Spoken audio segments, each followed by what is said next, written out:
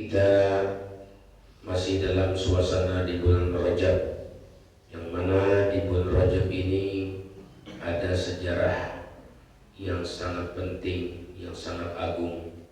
Itu sejarah perjalanan Isra dan Mi'rajnya Nabi kita Muhammad Sallallahu Alaihi Wasallam. Yang mana perjalanan Isra ini banyak sekali ya pelajaran-pelajaran yang dapat kita ambil, yang dapat kita petik dari perjalanan Nabi, baik dari Masjidil Haram ke Masjidil Aqsa, bahkan sampai naik ke 7 lapis langit, sampai berjumpa Allah, turun lagi ke bumi, melaksanakan perintah sholat 5 waktu dan seterusnya. Itu semua mengandung pelajaran-pelajaran yang kita bisa ambil di dalamnya.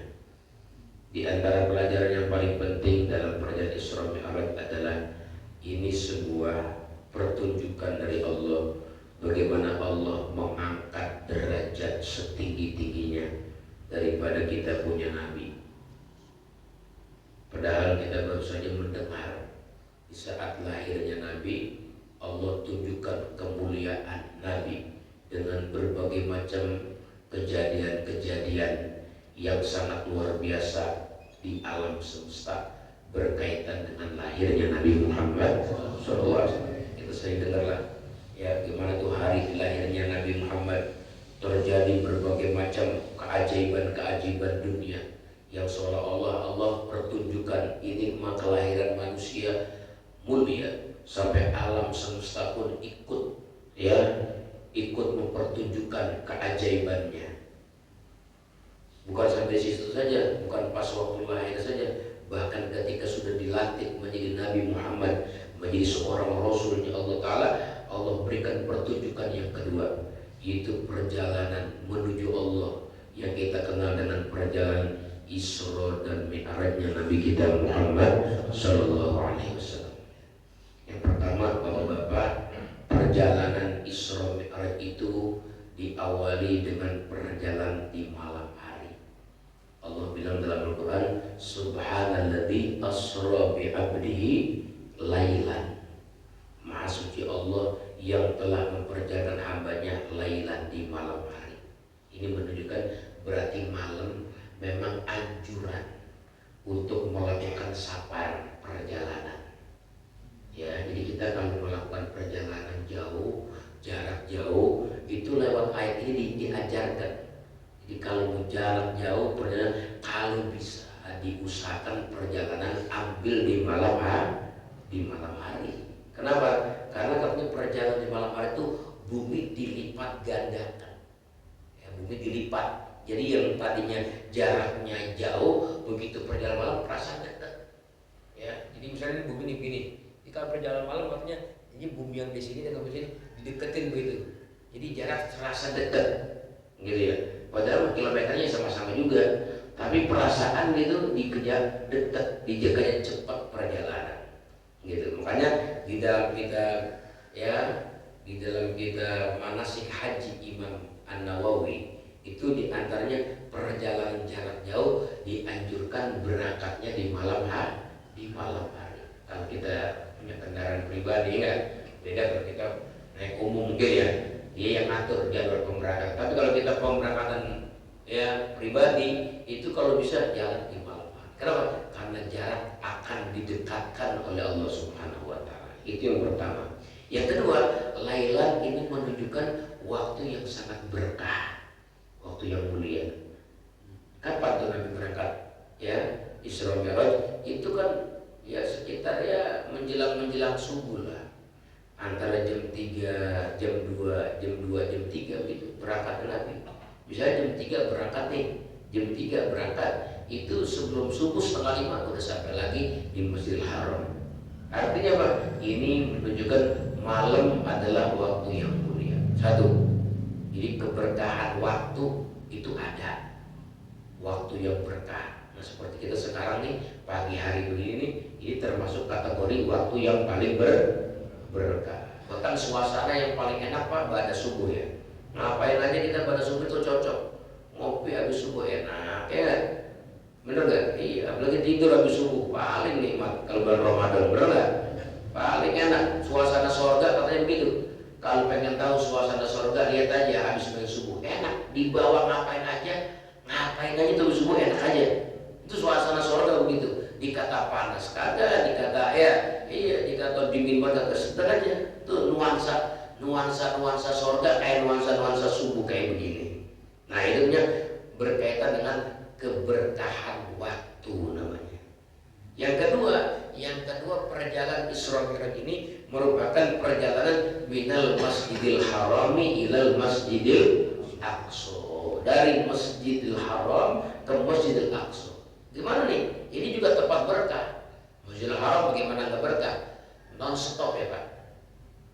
Non stop Pak. Ibadah orang di Masjidil Haram, yang tawaf, yang sholat, yang zikir, yang baca Quran, ada Ka'bah. Keutamaan sholat di sana 100.000 rakaat dibandingkan masjid-masjid yang lain. Ini kan menunjukkan betapa berkahnya Masjidil Haram. Berangkatnya kemana? Ilal Masjidil Aqsa. Ke Masjidil Aqsa. Gimana Masjidil Aqsa? Masjidil Aqsa juga tempat berkah, tempat pelantikan nabi-nabi, masya Allah.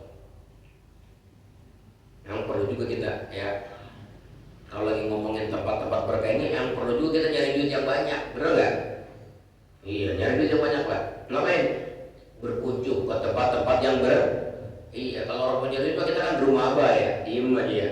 Yang punya duit mah, yang udah ke umroh Masjidil Haram ya enggak? Yang punya duit banyak lagi keliling ke Mesir, sampai ke Turki, sampai lagi ke Masjidil Aqsa. Itu kan tempat berkah Masjidil Aqsa.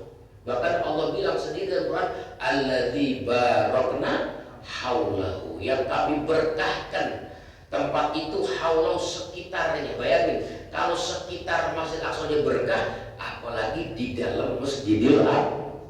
Ya Allah, mudah-mudahan kita bisa berangkat, amin. Masjidil Haram, Masjidil Nabawi, Masjidil Aqsa, itu tempat alladzi barakna, yang kami berkahi tempat sekelilingnya. Makanya sampai sekarang itu tempat rebutan jadi ya. Orang-orang Yahudi itu pengen ngerebut negara Palestina apa? Karena dia tahu itu tempat-tempat berkah, sumber daya alam paling kaya tuh ya di sekitar Masjidil Aqsa. Makanya Palestina direbut banget itu. Di bawah buminya berbagai macam kekayaan alam. Itu di antara keberkahannya. Kalau Masjid Aqsa-nya di dalam, apalagi itu tempat paling berkah, tempat turunnya wahyu, tempat pelantikannya para nabi-nabi. Artinya apa? Mengajarkan kepada kita di dunia ini ada tempat-tempat berkah. Bukan cuma waktu yang berkah di malam hari, waktu subuh sekarang waktu berkah, bahkan bulan Rajab waktu yang berkah, termasuk juga berkaitan sama tempat. Ada tempat-tempat berkah, seperti tempatnya bekas peninggalannya para nabi-nabi. Itu tempat berkah, tempat peninggalannya para nabi-nabi. Napak tilas ya, tapak tilasnya para wali-wali, tempat bekasnya orang-orang soleh, itu juga mengandung keberkahan. Iya. Bahkan rumah kita Pak kalau pengen berkah begitu ya, ngundang orang-orang yang berkah, orang-orang soleh, panggil ke rumah kita, biar duduk di rumah kita. Kalau kita punya rumah baru, suruh udah sembahyang di rumah kita, di tempat ruangan kita praktik sholat, suruh duduk. Kenapa? Karena itu tempat berkah. Pernah kejadian tuh, ya Abu Yazid Al-Bustami sedang lewat masuk perkampungan. Begitu masuk perkampungan, melihat suasana di kampung itu banyak rumah-rumah bagus, padahal rumah-rumah mewah. Tapi kenapa pada saat dia masuk ke rumah kampung tersebut, dia matanya tertuju kepada sebuah rumah yang tua. Rumahnya sih biasa aja, rumah tua, bahkan rumah udah kosong ditinggalin penghuninya. Abu Yazid bertanya kepada orang yang ngedampingin situ ya, perjalanan dia. Ya, orang situ sendiri tanya, ini rumah siapa nih? Ini rumah kosong, penghuninya udah lama ya meninggalkan tempat ini. Kenapa kamu tertarik dengan rumah yang kosong tua ini? Iya, saya lihat sendiri di rumah ini mengandung cahaya. Rumah siapa ini? Ini rumah si Fulan bin Fulan, orang biasa aja. Iya sih orang biasa, tapi ini rumah mengandung cahaya. Oh iya, karena dulu katanya rumah ini pernah didatangi seorang ulama besar, orang soleh, Syekh Muhammad bin Wasir. Jadi Syekh Muhammad bin Wasil pernah mampir di rumah itu, ya, kemudian dia berangkat lagi. Oh, pantas nih rumah ada cahayanya. Begitu Pak. Jadi rumah-rumah yang napak tilas bekas duduknya orang-orang soleh itu begitu. Bahkan Nabi kita Muhammad SAW ketika melaksanakan, ya, perjalanan Isra dari Masjidil Haram itu kalau diceritakan lewat hadis nggak langsung, ya, nggak langsung ke Masjidil Aqsa. Ibaratnya Masjidil Aqsa itu titik terakhir finish, ya, perjalanan Isra. Sebelumnya Nabi banyak mampir juga di tempat-tempat berkah. Seperti Nabi mampir, ya, di sebuah tempat di bawah pohon besar. Nabi mampir di bawah pohon besar. Ya, Nabi diperintahkan oleh Jibril, ya Muhammad, inzil haruna fasalli rak'ataini wan Allah. Begitu. Hei Muhammad, kamu turun di sini, mampir sejenak, sholat 2 rakaat. Kamu minta kepada Allah. Nabi sholat tuh di bawah pohon. Nabi sholat, Nabi doa, berangkat. Di perjalanan nanya sama Jibril, tempat apa itu? Oh, itu tempat bekas. Tempat bekas berarti tempat bekas duduknya Nabi Musa. Jadi dulu Nabi Musa pernah duduk di bawah pohon itu.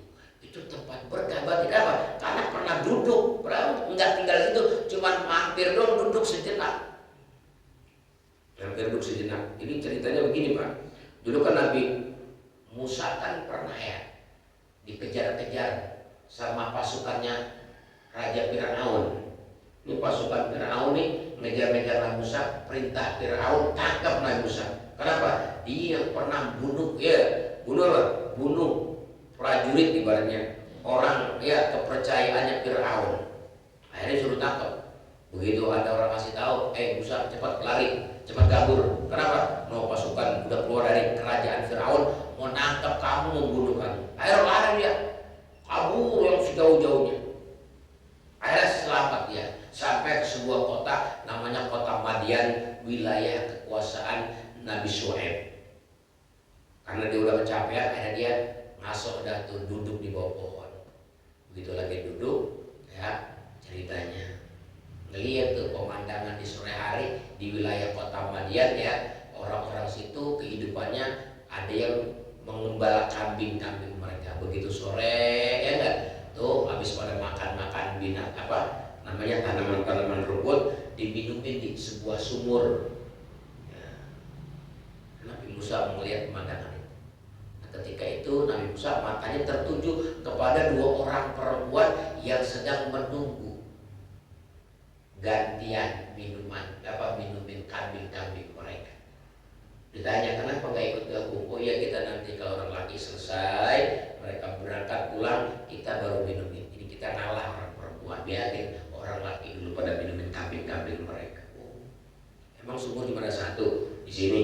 Oh, sumur sih ada 2, cuman yang satu ketutupan batu besar. Jadi sekampung nggak ada yang bisa cara ngangkatnya di mana, nggak punya alatnya. Nabi Musa tanya, sebelah mana sumurnya? Di sana. Dilihat sama Nabi Musa, iya. Akhirnya dipanggil tuh si orang perempuan yang 2 orang tadi sini. Saya benar-benar sini. Ini batunya gimana? Udah saya angkat. Batunya diangkat. Padahal habis lari, ya. Jarak jauh, lepas capek, lihat tuh. Mukjizat mungkin. Mukjizat Nabi Musa, diangkat itu batu gede yang orang kampung bertahun-tahun nggak bisa angkat tuh batu di atas sumur, diangkat. Begitu diangkat udah diminumin tuh. Ya, kambing-kambing orang perempuan ini ditolongin sama Nabi Musa. Ya, dah pulang dulu orang perempuan.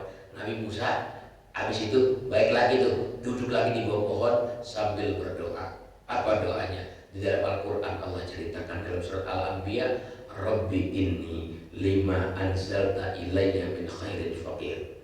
Wahai Tuhanku, sungguh aku ini sangat membutuhkan turunan nikmat yang kamu berikan kepadaku di saat aku nggak punya siapa-siapa di sini. Aku di sini pendatang, nggak punya kerabat, nggak punya saudara, nggak punya tempat tinggal. Aku hidup sebatang kara begini. Ya Allah, tolong ya Allah, turunin kebaikan-kebaikan nikmatmu kepadaku. Ya, habis berdoa begitu Pak, ya, nggak lama lagi tuh si orang perempuan tadi balik lagi. Mungkin dia cerita kali ya, cerita sama babanya gitu ya. Ada orang baik bantuin sehingga kita sore udah pulang sampai kemalaman di rumah. Udah suruh panggil. Nah ini juga ngajar apa kita Pak, kalau doa pengen mustajab, sering-sering bantuin orang. Ini Nabi Musa berdoanya kapan? Habis bantuin orang perempuan ngangkat batu, minumin kambing-kambing, si orang perempuan pulang, Nabi Musa berdoa, ya Allah, saya ini lagi butuh pertolonganmu, pengen makan, pengen minum, nggak punya saudara, nggak punya kerabat gitu ya, tidur ntar malam di mana saya begitu. Ya udah, singkat cerita akhirnya ini si orang perempuan manggil Pak atau Bang, gitu kata kita ya Bang, kenapa diundang makan malam di rumah saya sama bapak saya, orang tua saya. Oh siap, nggak nolak lagi deh, udah lapar kali ya. Ya udah siap, rezeki deh ya, biar rezeki anak soleh, kalau saya rezeki anak soleh. Iya, akhirnya berangkat. Ya berangkat, ya si perempuan di depan perjalanannya, laki-laki Nabi Musa di belakang. Begitu namanya udah sore ya, angin kenceng kali, ya sepoi-sepoi gitu ya, sehingga ngangkat rok si perempuan ini keangkat sampai betisnya terlihat. Nabi Musa akhirnya buang muka. Tuh nabi-nabi begitu Pak, punya sifat amanah. Jangankan dosa besar, dosa kecil ngelihat betis orang nggak mau dia. Nabi-nabi itu punya sifat sidik, terus amanah ya. Akhirnya bilang sama tuh perempuan, Neneng, kamu jalan belakangan dah, saya depan biar aman. Si perempuan sadar, wah tadi rok gua keangkat kali betisnya, dia nggak mau ngeliat. Ini orang baik banget, bukan orang nakal nih, bener-bener baik nih orang. Udah sampai di rumah, akhirnya dijamu makan. Selesai makan, ya, diangkut lah ibaratnya piring-piring ke dalam. Si perempuan cerita sama ayahnya, ya, kenapa? Kalau bisa orang asing dijadiin kulit aja di rumah kita. Dia kan di sini nggak punya siapa-siapa. Bagian dia tinggal di rumah kita, jadiin kulit. Jadi tukang kambing, tukang ngerapiin apa aja kebutuhan ayah biar dia. Lah kamu bisa punya inisiatif begitu. Saya yakin Pak, ini orang ya, orang baik, orang terpercaya, lagi punya kekuatan yang luar biasa. Lah batu diangkat. Terus soalnya kagak nakal lagi. Nggak nakal gimana? Lah tadi saya kesingkap nggak ditunggu sama dia, malah saya suruh jalan belakang, dia di depan. Ini orang-orang amanah deh, orang al-amin, orang terpercaya. Akhirnya Nabi Syuaib ya enggak memperkenalkan, wahai anak muda, ya gimana ceritanya kamu bisa sampai di sini? Oh iya, saya tinggal di Mesir, saya dikejar-kejar sama Firaun, mau ditangkap, mau dibunuh, saya kabur aja kemari. Oh tenang dah, kalau di sini kamu aman, karena Firaun wilayahnya cuma Mesir doang, Madian nggak masuk dia. Ya udah, sekarang begini aja, bagaimana kamu kalau malam ini saya mau kawinin aja? Masya Allah, mau dikawinin sama Nabi Syuaib, ya, sama salah seorang putri saya yang tadi nganter tuh, yang tadi jemput kamu, itu bakal calon istri kamu kalau kamu mau. Ya Nabi Musa, ya ditawarin kawin begitu orang lanang di mana-mana ya mau gak, ya bener gak? Ya yang penting halal, bener gak? Kalau tadi mah halal mau gak? Ya udah siap. Cuma saya kan orang punya apa nih? Orang mau apa? Ya nggak apa-apa. Yang penting mah lu mau dulu, masalah mas kawin gampang dibicarakan gitu. Mas kawinnya apa Pak? Kan saya nggak bawa apa-apa. Ya udah, mas kawinnya bagaimana? Kalau tinggal di sini ngangon kambing 8 tahun. Ngangon kambing 8, ya murah apa mahal kira-kira? Ngangon kambing 8 tahun. Daripada sekarang kita kalau bawa 50 juta ya kan? Ngangon kambing 8 tahun belum tentu dapat duit 50 juta ya. Kira-kira kan begitu. Yang ngangon kambing enggak? Ya udah akhirnya terima, ya udah sepakat. Tuh, Nabi Musa ya Allah. Ya kan? Tadi siang lagi kebingungan, jadi orang pendatang, orang punya kerabat, orang punya saudara, hidup sebatang kara. Begitu malam dijamu makan, dapat pengantin baru juga malam itu. Ya enggak? Itu namanya rezeki anak soleh, suka nolongin orang, berdoa, mustajab doanya. Malam itu juga dia terima kobil tuh, dia bilang nikah, saya terima nikah kawan dengan mahar ngangon kambing 8 tahun. Ya udah jadi mantu, jangan kan 38 tahun deh enggak? 20 tahun juga nggak apa-apa, bener nggak?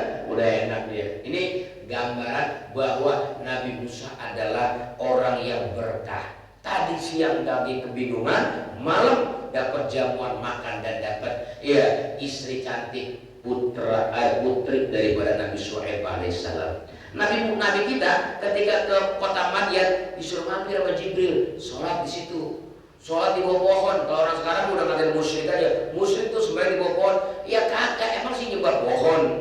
Sholat nyembah Allah di mana-mana. Kalau kita lagi mampir di mana-mana misalnya ya, ada tempat yang paling adem teduh, ya kita sembahyang aja di bawah pohon, ya enggak?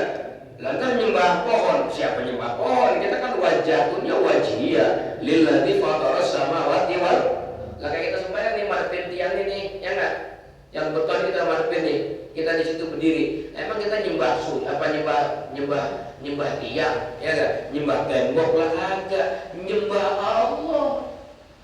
Iya, artinya mengajarkan kepada kita semua bahwa napaktilah tempat duduknya orang soleh itu mengandung keberkahan. Ya, kalau Bapak, Nabi berangkat lagi Pak. Dari situ berangkat lagi kemana? Ke Bukit Tursina, tempat Nabi Musa menerima wahyu firman Allah. 10 ayat pertama sebelum Taurat, Nabi Musa pernah tuh ya menerima 10 ayat firman Tuhan di Bukit Tursina. Nabi mampir di situ. Nabi sholat, Nabi berdoa, tempat Nabi Musa. Berangkat lagi, mana? Mampir ke tempat lahir Nabi Isa. Tempat lahir Nabi Isa. Namanya ya Baitul Lahab. Namanya Baitul. Kalau sekarang namanya Bethlehem. Bethlehem itu kan tempat lahirnya Nabi Isa alaihissalam. Nabi mampir di situ sholat kenapa? Karena Nabi Isa juga termasuk manusia berkah.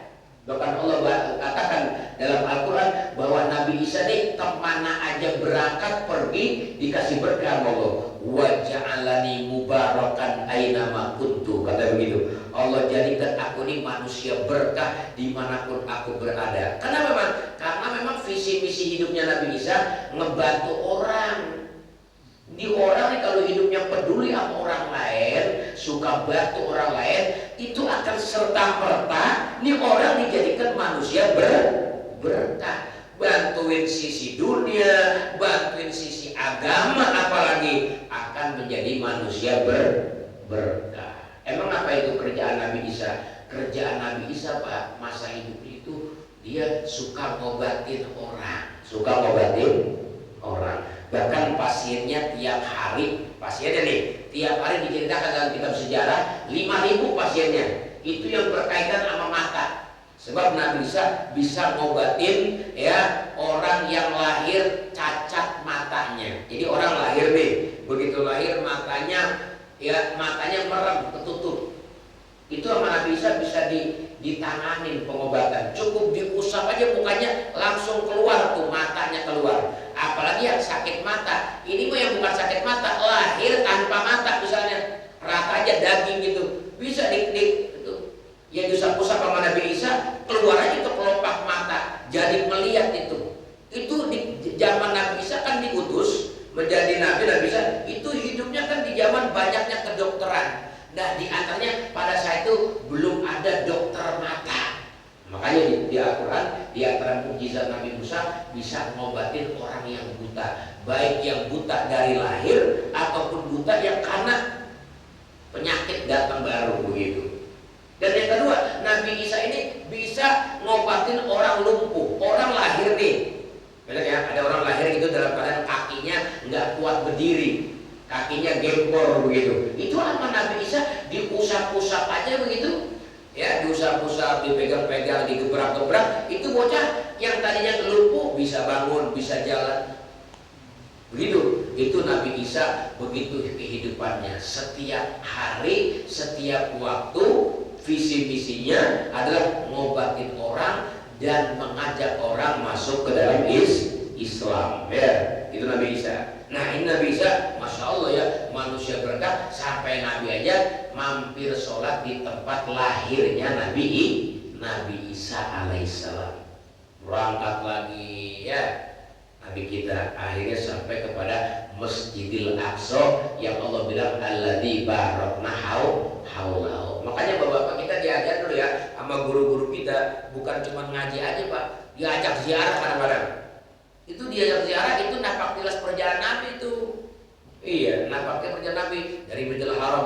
Kita berangkat di ziarah dari Banten ziarah, berangkat lagi ke Gunung Santri, berangkat lagi ke Caringin, berangkat lagi ke Batu Quran, berangkat lagi ke Syekh Mansur. Itu dari satu tempat ke satu tempat. Emang apa? Ya kita napak tilas, ngikutin apa yang dulu Nabi lakukan. Kita juga dianjurkan untuk apa? Mengunjungi tempat-tempat orang soleh. Itu tempat berkah, Pak. Apalagi kita di Jakarta nih, banyak wali-walian. Jakarta banyak orang soleh. Ada Habib Hussein Luar Batang, ada Habib Empang Bogor, ada Keramat Kuitang, ada Keramat Condet Al-Hawi, ada Keramat Priuk. Banyak lagi tempat-tempat ya yang ke Jawa, Cirebon, banyak lagi sampai ke Kudus, sampai lagi ke Gresik, sampai lagi ke Ampel, Warisongo. Itu napak tilas tempat-tempat mereka itu tempat-tempat mengandung keberkahan. Makanya kita jangan sampai ya lupa, jangan sampai nggak tahu kalau kita punya hajat yang sangat penting, kita punya hajat nih mendesak, penting hajat kita.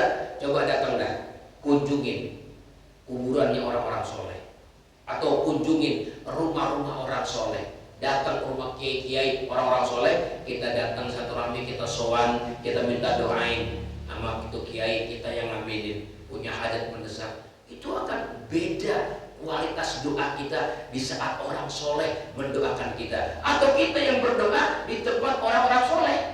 Orang-orang soleh yang udah pada meninggal dunia, kita yang berdoa, mereka ada dalam kubur mengamini doa kita, bahkan mereka membantu doa kita. Itu diceritakan Bapak-bapak. Berapa banyak katanya orang yang tadinya punya urusan mendesak, ya belum juga diterbantukan hajat-hajatnya, dia datang ke kuburan orang soleh, dia berdoa, dan seraya orang soleh pun mengaminkan doa dia dari alam kubur. Bahkan dia bantuin, mintain sama Allah, ya Allah, ini orang udah jauh-jauh datang ke makam saya, cuma ingin berdoa hajat-hajatnya, kabulkan permintaannya. Wali bantuin, Pak.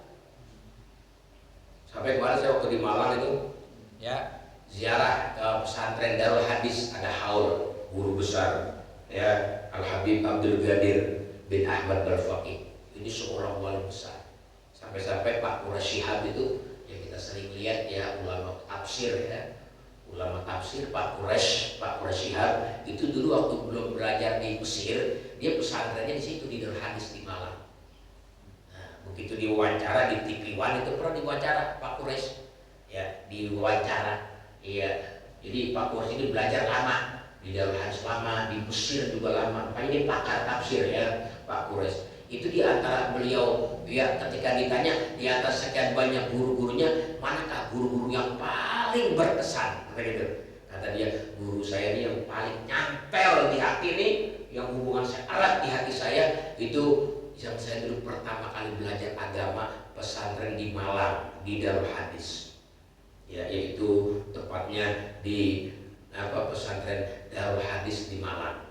Nah, dia belajar di situ, itu yang berkesan. Bahkan itu katanya hubungan batin saya sama guru saya itu nggak lepas, meskipun dia udah di alam kubur. Itu kalau saya lagi ngajar mahasiswa-mahasiswa yang udah ya paskah ya ibaratnya.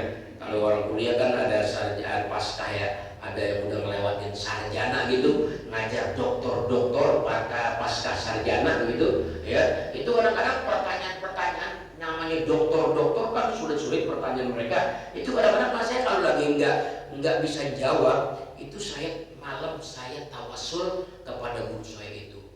Malam ngimpi dia, ngimpi. Begitu ngimpi kasih jawaban sama gurunya, sama Habib Abdul Ghadir. Nah, Habib Abdul Ghadir ya pemimpin Darul Hadis. Gitu. Oh jawabannya begini. Ngimpi itu. Ya. Makanya sampai di dalam kitab Mi'atu Faidah dijelasin itu ya oleh putranya Al Habib Abdullah. Jadi dia punya putra Habib Abdullah bin Abdul Ghadir Darul Hadis. Nah, dulu kita pernah panggil penceramah di sini ya. Siapa? Bang A namanya Hashim Adan nama yang pernah ceramah di sini. Ya Adan Idris ya. Iya Adan Idris ya yang rumahnya situ. Rumahnya di Lebak Bulus ya. Nah, itu dia pesantren hadis. Ya. Nah, itu dalam sebuah ungkapan putranya, beliau mengatakan, ya, siapa orang yang punya hajat begitu, yang mendesak, maka fal yazur ila gubbah Al Habib Abdul Ghadir. Jadi orang yang punya hajat ini, orang yang punya hajat mendesak, datang aja ke kuburannya Habib Abdul Ghadir Darul Hadis. Sama begitu. Ada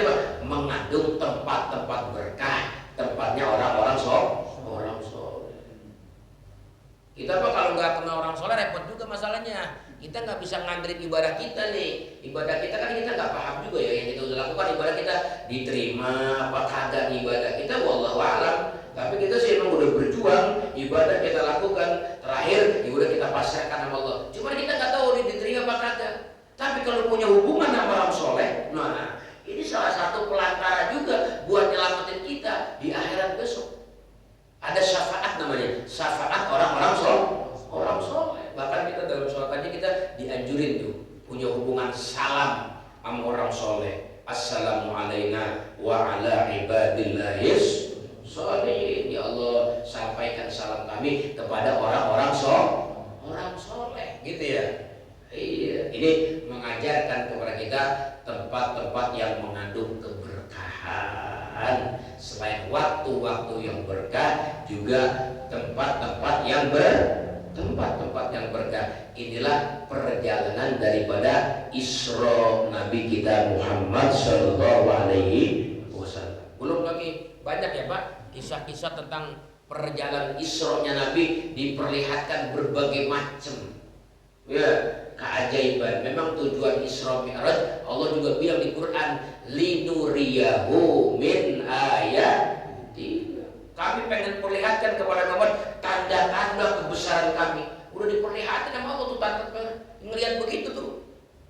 Ngelihat satu kaum ya yang nanam hari itu juga panen. Ini contoh apa? Ini contoh orang yang di dunianya sering nanam amal soleh, besok begitu meninggal langsung panen di alam kubur, langsung panen di alam kubur. Kita kalau jadi orang-orang baik Pak di dunia ini, baik kepada orang, baik kepada tetangga, baik kepada orang soleh, itu akan menghantarkan kita panen besok di alam kubur. Wah, nikmat yang ada di sorga dikirim duluan udah ya lewat kuburan tuh. Namanya raudhah min riyadil jannah itu. Makanya berupayalah dalam hidup ini menjadi orang yang bermanfaat buat orang lain. Minimal kalau nggak bisa dengan perbuatan nyata, minimal doainlah orang-orang lain. Ya kita doain saudara kita, kerabat kita, doain yang cakep ya, yang cakep-cakep. Pantangan kita ya Pak, doain orang yang jelek, jangan nyumpain orang ya, jangan ngutuk orang, jangan melaknat orang, jangan. Kenapa? Karena itu namanya di hati nggak bener. Kalau nyumpain orang sial, nyumpain orang apes, nyumpain orang bangkrut, nyumpain orang sakit, jangan. Nyumpain orang bahaya, jangan. Apalagi kalau bisa kita pesen anaknya apa, istri kita kalau lagi marah sewot, jangan sampai nyumpain anak begitu. Mengurangkan anak dewek disumpahin, bagian pada susah tahu rasa loh. Nah kalau dia susah kita juga kan berasa juga. Jadi doainlah yang baik-baik. Makanya Syekh Abdullah Awad Abdul, dia seorang guru besar di pondok pesantren Darut Tauhid di Malang. Itu kalau ada perbuatan santri-santri yang kurang bagus ya, santri-santri yang nakal, dia keluar dari mulutnya doa yang baik-baik. Allah yahdi. Semoga Allah kasih hidayah kamu, semoga Allah kasih petunjuk kamu, semoga Allah bimbing kamu. Ini menunjukkan orang-orang yang tidak baik kelakuannya, orang-orang yang buruk kerjaannya, justru didoain yang baik-baik. Kenapa? Karena meneladani akhlaknya Nabi Muhammad SAW. Bagaimana Nabi dulu akhlaknya ketika ditimpain sama orang-orang Taif, dizolimin, disakitin, Nabi bukan cuma sekedar memaafkan mereka, tapi Nabi mendoakan yang terbaik buat mereka agar Allah beri hidayah mereka. Kalaupun tidak juga dapat hidayah mereka, Nabi berharap mudah-mudahan anak cucu mereka mendapatkan hidayah dari Allah. Itulah doanya Nabi Muhammad SAW. Ya, ini Pak emang memberat, perlu tarbiyah ya, perlu perjuangan lama untuk membalas orang jahat kita baikin. Wah, perlu lama, enggak spontan begitu. Tapi kalau kita lihat fadilahnya, masya Allah, luar biasa. Sampai diriwayatkan itu katanya memberikan maaf kepada orang lain, Pak. Kita nih, bukan lagi kita memberikan kebaikan, maafin doang nih. Ada orang salah sama kita, ada orang zalim sama kita, ada orang jahat sama kita, kita maafin dirinya itu orang, maka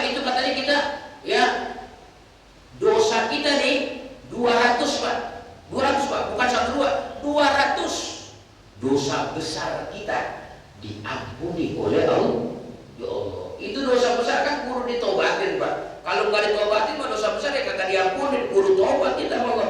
Tapi dengan kita memaafkan kesalahan orang lain, ya Allah, itu menjadi sebab Allah ampuni 200 dosa besar kita. Memang berat memaafkan orang lain, tapi berat juga pahala yang Allah kasih, karunia Allah yang Allah kasih besar juga. Kenapa? Belajar memaafkan kesalahan orang lain, gitu ya. Itu ajaran daripada akhlaknya Nabi Muhammad Shallallahu Alaihi Wasallam. Bahkan Nabi katakan, la yakunul la'anun syufa'a wala syuhada'a. Ya, tidaklah menjadi penolong di hari kiamat, atau tidaklah bisa menjadi saksi di hari kiamat. Katanya orang yang hidupnya suka nyumpain orang. Jadi orang kalau karakter hidupnya suka nyumpain orang, suka doain orang yang kagak bagus, suka ngutuk-ngutuk orang begitu, ya, suka ngarepin orang tuh dapat apes gitu. Ini orang besok di hari kiamat nggak dapat syafaat katanya, nggak dapat kuota syafaat. Ini kita Pak, Masya Allah ya. Kita ini sebenarnya kalau jadi orang baik nanti di akhirat itu juga menjadi orang baik juga di hari kiamat. Jadi ahlul ma'ruf fid dunya hum ahlul ma'ruf fil akhirah. Mereka yang di dunia suka berbuat baik nih, besok di akhirat juga berbuat baik. Bagaimana berbuat baik di akhirat? Yaitu memberi syafaat kepada orang lain. Ya Allah. Jadi Pak, kita dikasih apa Allah Taala kuota syafaat namanya. Apa berapa tiket kita dapat nih, kamu dapat tiket nih, berapa tiketnya? 100 tiket. Nih 100 tiket kamu bisa bagi-bagi kepada teman-teman kamu yang seharusnya masuk neraka. Karena dapat tiket ini dia nggak masuk neraka, langsung masuk surga. Itu ada orang yang suka berbuat baik waktu di dunia. Jadi balasannya Pak, kita kalau berbuat baik di dunia, besok balasannya kita jadi orang yang berbuat baik juga di akhirat. Di saat orang bakal nyemplung ke neraka, orang bakal masuk ke neraka, bisa kita tolongin, bisa kita bantuin. Kenapa? Karena Allah kasih kebaikan yang pernah kita lakukan di dunia, Allah kasih balasannya, bisa nolongin orang di hari kiamat. Masya Allah. Ada orang yang dapat 10 tiket, 10. Kalau 10 tiket kan lumayan Pak. Besan kita bisa ajak ke surga, belum ya? Besan kita, mantu kita, keluarga kita bisa. Yang penting dijaga mulut kita, jangan nyumpain orang, jangan ngutuk orang, jangan doain jelek buat orang. Kenapa? Biar bisa nyafatin orang di hari kiamat. Gitu ya. Nah itu diantaranya Bapak-bapak ya, Nabi Muhammad SAW diperlihatkan seperti itu. Diperlihatkan lagi kuburan Siti Masyitoh ya kan? Yang harum semerbak wangi. Di kuburan siapa? Di kuburan tukang sisirnya Fir'aun. Jadi ada seorang perempuan solehah jadi tukang sisir Fir'aun. Putrinya Fir'aun, dia yang riasin, dia dandani, dia mandiin, nyisirin dia. Suatu saat sisir jatuh, dia bilang Bismillah. Kok nama Allah yang disebut? Emang ada Tuhan lain selain ayah saya? Oh ada. Tuhan yang sebenarnya bukan bapak kamu, Tuhan sebenarnya Allah. Wah dia lapor nih anaknya sama bapaknya, Pak ternyata dia tukang sisir kita tuh ada ngakuin Tuhan selain ayah. Dipanggil, begitu dipanggil ngaku benar, karena disuruh pilih, lu mau kembali ke agama gua kata Firaun, apa gua mau goreng, begitu ya. Akhirnya bersikukuh ya, Siti Masyitoh, saya tetap berada di atas pendirian saya, yaitu saya ngikut ya pendapat Nabi Musa Tuhan Allah Taala, gitu katanya. Akhirnya singkat sejarah ya, singkat cerita, itu Siti Masyitoh digoreng di kuali besar ya, bersama keluarganya, suaminya, anaknya, dirinya, begitu sehingga harum semerbak kuburannya di saat Nabi lewat di atas kuburan itu di Mesir itu. Masya Allah. Begitulah orang-orang dikasih gambaran banyak. Itu perjalanan Isra daripada Nabi kita Muhammad Shallallahu Alaihi Wasallam. Belum lagi perjalanan Mi'raj dari Masjid Aqsa menuju ya langit pertama, 2, 3 sampai dengan langit yang ketujuh. Itu pun sama ya. Banyak keajaiban-keajaiban yang Allah Subhanahu wa Ta'ala tunjukkan. Di antaranya yaitu naik ke atas langit dengan menggunakan buruk, tembus pintu langit pertama dengan mengetuk pintu, disambut malaikat. Siapa ini di luar? Jibril. Sama siapa? Sama Muhammad. Hah, Muhammad? Emang udah jadi nabi? Udah. Baru dibukain. Saking ketatnya begitu. Jadi langit itu gak bakal bisa masuk sembarang orang, karena dia punya pintu. Langit ada pintunya, Pak. Kayak pesawat gitu, ada pintunya. Ya, jadi itu langit gak sembarang orang bisa naik. Hanya orang-orang tertentu, orang-orang soleh, orang-orang baik yang bisa naik ke langit itu. Nah, seperti itu adanya. Sampai 7 lapis langit, sampai terus ke aras, sampai terus ke Sidratul Muntaha. Dan inti perjalanan Mi'raj adalah perjumpaan Nabi Muhammad dengan Allah Subhanahu. Nabi Muhammad berjumpa dengan Allah Subhanahu secara langsung, ya, dengan mengatakan dalam perjumpaan itu yang kita biasa baca, at-tahiyatul mubarakatus shalawatut thayyibatu. Itu tuh kalimat yang diucapkan Nabi itu waktu Mi'raj, berjumpa Allah. Makanya ketika kita tasawuf, kita baca itu. Kenapa? Karena kita pun memberikan tata krama kita di hadapan Allah dengan mengucapkan kata yang sama yang dulu pernah Nabi ucapkan di saat malam Mi'raj berjumpa Allah. At-tahiyatul mubarakatus shalawatut thayyibatu lillah. Nabi dijawab sama Allah Ta'ala, kata Allah, assalamu alayka ayyuhan nabiyyu wa rahmatullahi wa barakatuh. Nabi saat itu berdoa, assalamu alayna wa ala ibadillahis. Itulah perjalanan Isra Mi'raj membuahkan perintah yang agung, yaitu sholat 5 waktu. Awalnya sih 50 awalnya, jadi 5 waktu. Makanya kita bersyukur, alhamdulillah, banyak-banyak bersyukur Pak. Kita sembahyang 5 waktu, tadinya Pak 50, tadinya 5, coba kalau jadi 50. Jangan kan bapak-bapak, saya juga nyerah juga Ustaz. 50 waktu lah kapan kita bebenahnya beresnya.